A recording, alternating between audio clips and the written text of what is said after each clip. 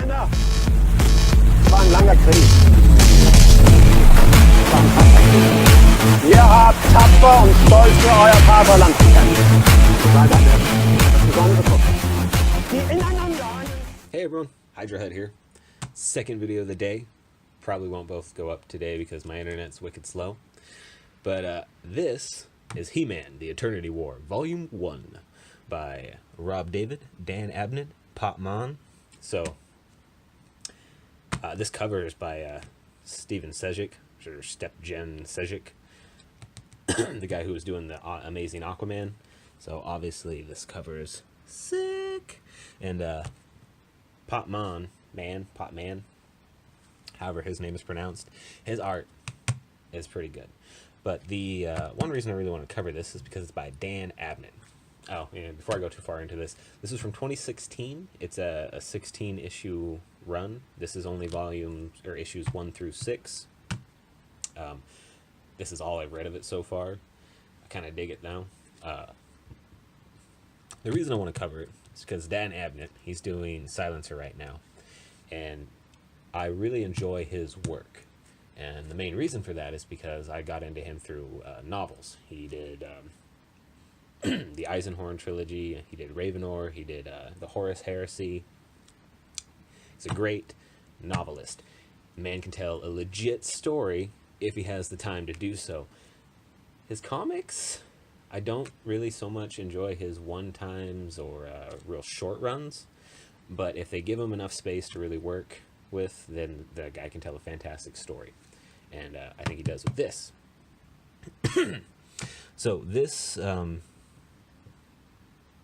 this follows the events after He-Man was on Earth, and him and Hellblazer cast Skeletor into the Netherworld. So all the covers on this are by Steven Sejic, so they're all pretty legit. Most of the art in this is just pretty cool. I mean, it's not like mind-bending or anything, but it's pretty legitimate. Also, we got Tom Derenick does some art as well. Mark Roberts does all the colors, which is nice because if you're not an artist or an art fiend, I think having the same colorist helps to tie the whole thing together, because the way the person colors makes the entire series look uniform, even if the artists are constantly changing style. But that's just a personal preference. Another Sejic cover. Freaking sweet. So, in this, we basically start off with, oh, crack. Why am I forgetting this guy's name? Hordak. Hordak the Demon. He was Skeletor's mentor and original teacher. He-Man cast him out into darkness, basically defeated him. But what he's done is he's basically been preventing souls from making it to the to hell, and he got a hold of some of He-Man's blood, thanks to something to do with Teela. They don't ever say exactly what it was, and we're just supposed to know, but we know it was something to do with her. Ended with Hordak getting the blood, and he was reborn, and he's ready to take back Eternia. And now he has the blood of He-Man running through him, which means he can work with the power of Grayskull, and he can harness the power of Grayskull. Grayskull being the castle where He-Man's blades were forged. So, Teela senses him being born. Teela is the Cirrus, and she immediately calls everybody to arms. They are now currently residing in this large snake temple. They are considered the rebellion. They're fighting a war. In the midst of a war already. We get some scenes where Xandrak is gathering his troops, or I'm sorry, Hordak is gathering his troops, and he pretty much immediately goes to Grayskull, and he ends up forging his own sword and harnesses the power of Grayskull. And in the rebellion side, we get Shee-Ra and He-Man gathering forces. We see Man at Arms, who is Teela's father. get a whole lot of story and dialogue, and all these characters who have very, very diverse backgrounds have a reason to like each other and trust each other by the time they end up going out to this war, which is nice. So as Hordak is taking Grayskull and forging his weapon and harnessing the power of Grayskull, he mentions that he needs to go and collect these large crystals, the eyes of Grayskull. Back with He-Man and Shee-Ra, Teela is telling him the same thing, the truth about Grayskull and where the real power lies, and that the person that originally betrayed him convinced him to create these two large gems, and they would basically turn the entire castle into a weapon that could control time and space. Exactly what you want the demon Hordak to have, right? Right. So what their mission is now is to get these gems before Hordak can get them, and then destroy the gems so that he can't harness the power.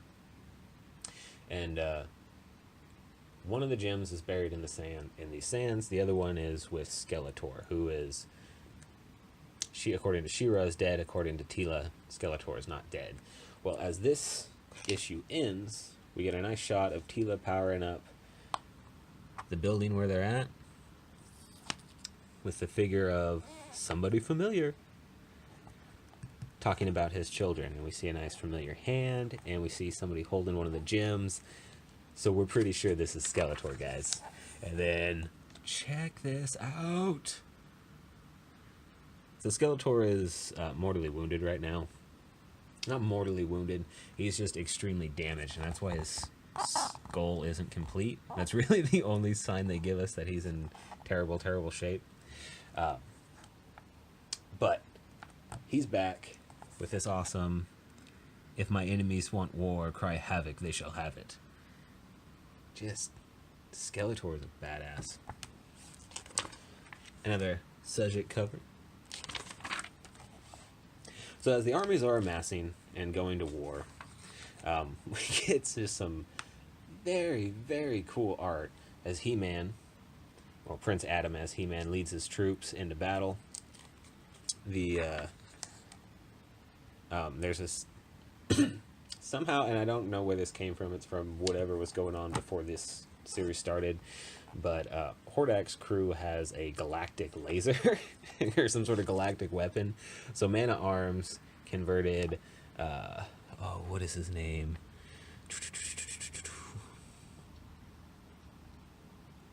Come on, where's his name? Well, it'll show up. Oh, Roboto.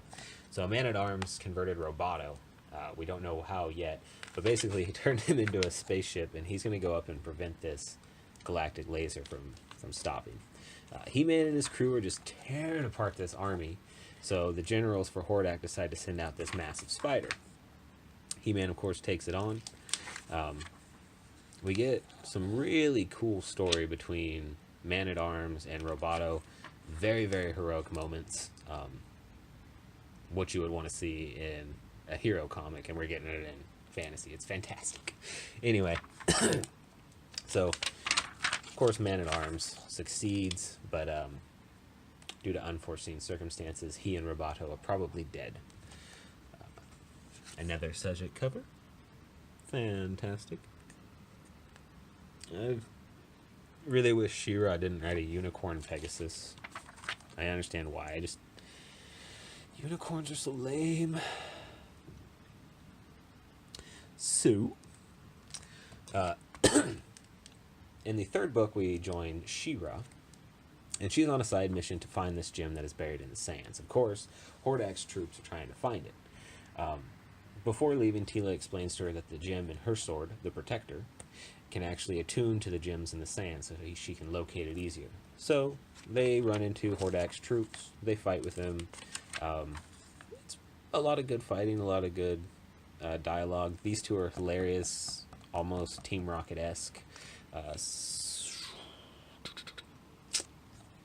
What is their names? I forget. Doesn't matter. Anyway, those two are hilarious.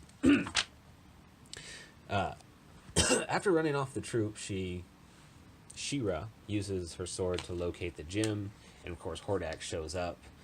Fighting ensues, and he just, honestly, just punks her out. Another fantastic subject cover, and this one I think is, look at this. That's freaking cool. Even if I hadn't read any of the others, if I saw that in a store, I'd buy that shit up like that. So Hordak just embarrasses She-Ra, but she manages to escape. She thinks he's distracted, and she uses her gem to try and find the other one. Back with He-Man, we get a lot of story. We get a nice homage to the Weathers Schwarzenegger handshake, which is pretty cool. It's a lot better done than the one we recently saw from Marvel. But it's really just more story to show that why the people follow He-Man and why he's a good person.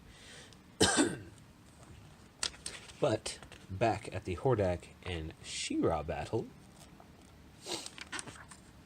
eventually Skeletor, before She-Ra is about to be killed, Skeletor actually shows up and swipes the gem before Hordak can take it. Hordak's not at all worried about Skeletor fighting him, but he's like, I'm not planning on fighting you, guy. And he grabs She-Ra and he bolts out with his buddies. And this is where the story takes a huge turn that I honestly wasn't expecting, and I'm sure there's going to be more to it, but I don't really go into it in this first 6 issues.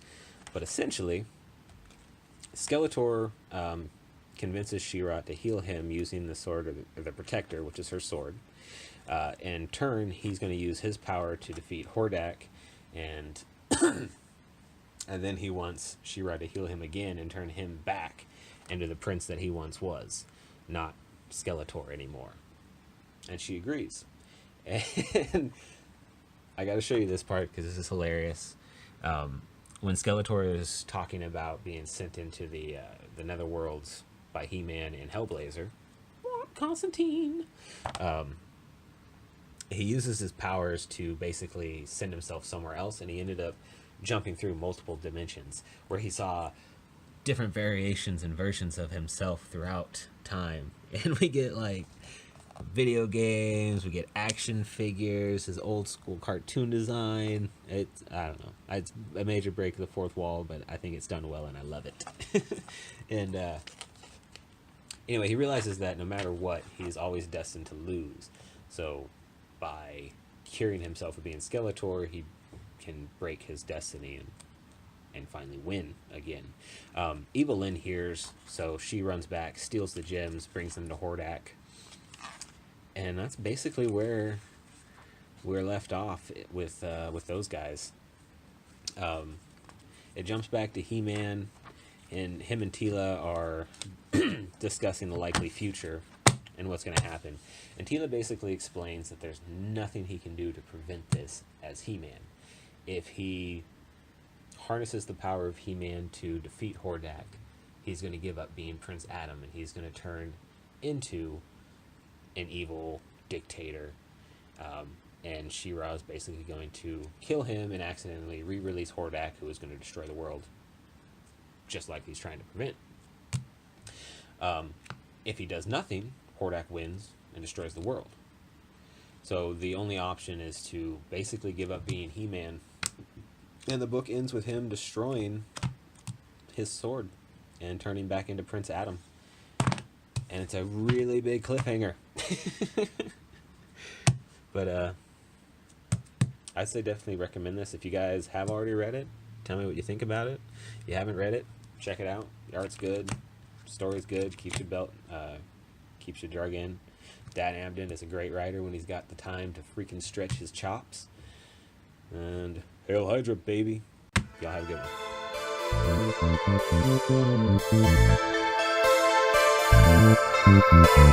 one.